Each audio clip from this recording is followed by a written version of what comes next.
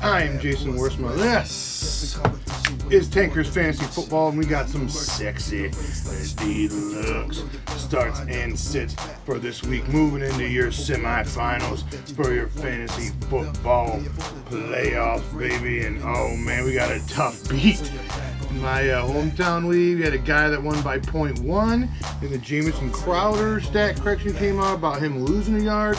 Tied the game, went to the first tiebreaker, which was total touchdowns, total offensive touchdowns. They tied there, went to the second tiebreaker, which was that starting player with the highest point total. That went to Julian Edelman. So the guy who thought he lost by 0.1 is now back in the playoffs, and we got Heartbreak Hotel for the other gentleman. No, Decker, I know you're not watching this because you are so pissed you are done with fantasy football for this season, but baby, I feel your pain out there. All right, before we get it started, you know how we do at Tankers Fantasy Football. Maybe you throw us a like, maybe you take your finger down there, hit that little thumbs up button. I would greatly appreciate it. Maybe you don't.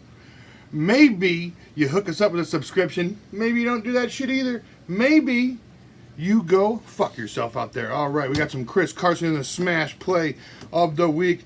The Panthers are giving up the most touchdowns and most points to opposing running backs thus far this season. They're giving up the touchdowns to AP and Geis in Week 13, and they're giving up touchdowns to Brian Hill and Devontae Freeman last week. So all in Chris Carson smash play. All right, we got some David Montgomery. Matchups looking good.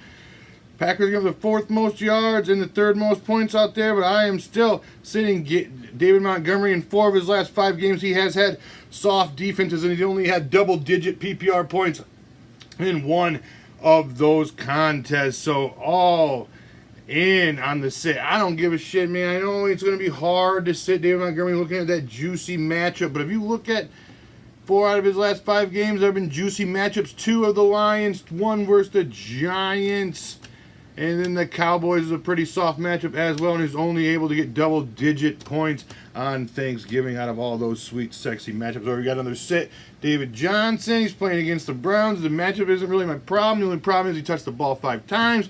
I know he's bitching about his role in the offense, but I still think David Johnson can remain golden shoveled until further notice. I know the Cardinals' offense have kind of looked to shit. Kenyon Drake is like 0-12, 0-13 on the season. He hasn't had a win. He went to the Cardinals. They haven't had a win since he's been there. He never got a win with the Dolphins. Kenyon Drake is bringing him down, but for some reason, David Johnson either not being fully healthy or just falling out of the, going to that doghouse for old Cliff Kingsbury out there. Either way, I think David Johnson, don't let that receiving touchdown, that 13 PPR points, tickle your fancy, get you interested again. We're going to leave him on your bench. We got another start. We're going to go to a start here on Devin Singletary. Pittsburgh's only giving up the second fewest points, but that's not scaring me off, baby. He's had Singletary's average 16.5 PPR over his last 3 games, and he had 17.8 PPR versus the Ravens defense last week. So all in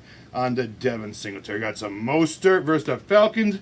Raheem Mostert is averaging an amazing 20.6 PPR over his last 3 games. So RB2, flex play, all in. Raheem Mostert this week. Got some Adrian Peterson, Darius Geis on the IR. The Eagles are giving the 4th fewest yards and the 6th fewest touchdowns, but I'm not scared again like I wasn't scared of Raheem Mostert. He's averaged almost 12 points for the last 3 games. Adrian Peterson, even with Geis in action, Adrian Peterson might look to eat out there, and I might say money line upset Washington Redskins. Super lock of the week, baby. Let's go. All right, we got Kareem Hunt, one last start at running back. He's playing the Cardinals. Kareem Hunt's been averaging 14.2 PPR since coming back from his suspension. The Cardinals are giving him the 9th most yards and the 9th most points to opposing running backs. So all in RB2 Deluxe, sexy Deluxe Kareem Hunt. All right, we got moving on to some wide receivers here. Pulling up my pants a little bit, boy. Little track pants are slipping down on me. We got some Jarvis Landry as a smash play of the week. He's averaging 20.2 PPR over his last 5 games. Jarvis Landry and the Cardinals give him the 5th most yards at 183 receiving yards. 2 wide receivers a game, baby. All right, got some A.J. Brown. What are we talking about? Oh, not A.J. Brown. All right. Got some John Brown. Pittsburgh getting up the sixth fewest points. John Brown has only averaged 10.1 PPR points over his last 3 games. His targets have gone out of favor. I think he had 4 targets week 12. He had 4 targets in week 13. And he had 8 targets last week. But in the game that he had 8 targets was actually his least production of the last 3 games. So I don't know. I'm all in on the sit on the John Brown. Got some Emmanuel Sanders. Got some Debo. The Falcons are giving the 7th most yards, 179 yards. 2 wide receivers a game, and the 7th most fantasy points. So all in, Debo Samuels, Emmanuel Sanders this week. All right. Got some A.J. Brown. The Texans are getting shredded. They just got shredded by the Broncos in Houston for 308 yards from Drew Lock and 3 touchdowns. A.J. Brown's looking like a man's man out there. If he continues to get 7 or 8 targets a game, I think he can be a back-end wide receiver, too, for you for the rest of the fantasy playoffs. We had some Darius Slayton. Usually I'm not about chasing points, but I think if we're going against Miami at home, I think we can feed chasing points on the Darius Slayton this week. The Dolphins are giving the most touchdowns and the 3rd most fantasy points to opposing wide receivers. So all in, Darius Slayton. We got Tyler Boyd. We're looking to sit Boyd. Pats are first in every category versus wide receivers. First in yards, first in touchdowns, first in points, fantasy points allowed. Stephon Gilmore. I don't think a guy like Tyler Boyd can overcome the coverage of Stephon Gilmore. All in on the sit on Tyler Boyd. We got one more. We got a start. We're going to Scary Terry back in that ass. He had a sexy deluxe reception last week. Took up my fancy out there.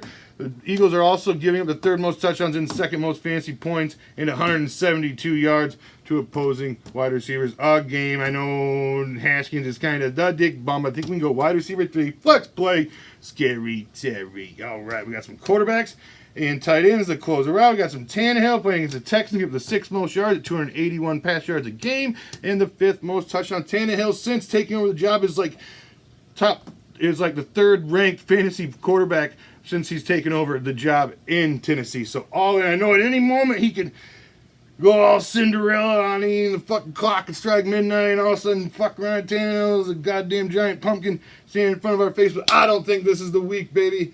I think this is a big shootout game versus the Texans. We're trying to rebound versus the Broncos. Games in Tennessee, clanging and banging. Ryan Tannehill this week, baby. All right, we got some Minshew.